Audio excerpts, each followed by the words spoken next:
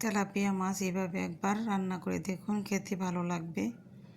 চুলায় একটা ডেকচি বসিয়ে পরিমাণ মতো তেল দিয়ে 1 চা চামচ রসুন কুচি দিয়ে দিয়েছি, আর দিয়ে দিচ্ছি এখানে 2 টেবিল চামচ পেঁয়াজ বাটা, 1/2 চা চামচ আদা বাটা দিলাম।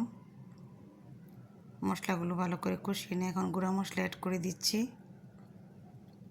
হলুদ গুঁড়ি দিয়ে দিচ্ছি 1.5 চা চামচ, ধনিয়ার গুঁড়ি দিয়ে দিলাম 1.5 চা চামচ, কাঁচামরিচ বাটা দিচ্ছি 2 টেবিল চামচ। কাঁচামরিচ বাটা একটু ভালো করে কষিয়ে নিতে হবে। স্বাদ মতো লবণ দিলাম।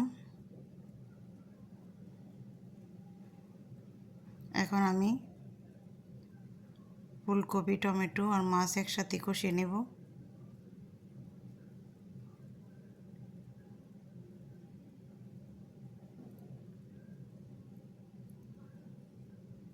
একটু নেড়ে চেড়ে দিচ্ছি আলতো হাতে, মাছগুলি যাতে ভেঙে না যায়। ডেকচির হাতল ধরে একটু নেড়ে চেড়ে দিলাম। আবারও ঢাকনা দিয়ে কিছুক্ষণ কষিয়ে নেব।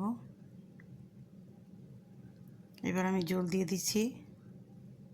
পরিমাণ মতো জল দিয়ে একটু মাছগুলো উল্টে পাল্টে দিয়ে আবারও ঢাকনা দিয়ে ঢেকে দিব। এই তো আমার মাছগুলি হয়ে গেছে। ধনিয়া পাতা দিয়ে নামিয়ে নেব। আল্লাহ হাফেজ।